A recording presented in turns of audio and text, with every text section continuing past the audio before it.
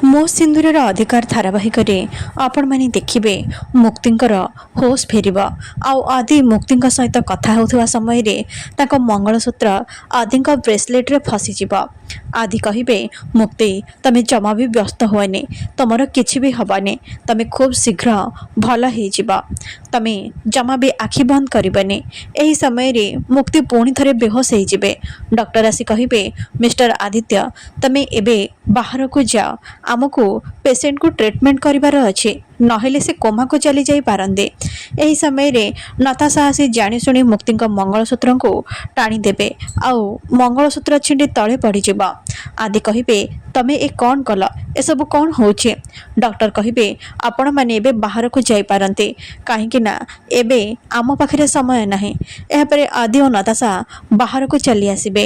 ଲାଲି ନତାଶାଙ୍କୁ ଏକ ଶକ୍ତ ଚାପୁଡ଼ା ମାରିବେ। ଶାଲିନୀ କହିବେ, ଜେଜେମା, ତମେ ଏସବୁ କ'ଣ କରୁଛ? ନତାଶାକୁ କାହିଁକି ମାରିଲ? ଲାଲି ଶାଲିନୀକୁ ବି ଏକ ଶକ୍ତ ଚାପୁଡ଼ା ମାରିବେ ଆଉ କହିବେ, ମଝିରେ ପଶିବାକୁ ତତେ କିଏ କହିଲା? ୟା ଭାଗ୍ୟ ଭଲ ମୁଁ ଖାଲି ୟାକୁ ଗୋଟେ ଚାପୁଡ଼ା ମାରିଛି।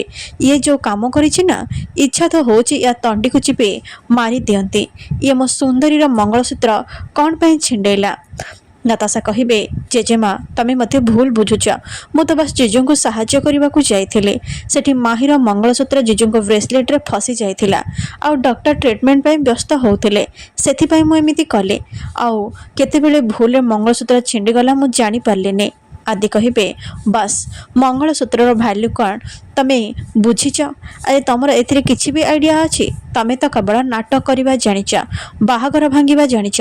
ନତାଶା କହିବେ, ତା ମାନେ ତମେ କ'ଣ କହିବାକୁ ଚାହୁଁଛ? ମୁଁ ଏସବୁ ଜାଣିଶୁଣି କରିଛି?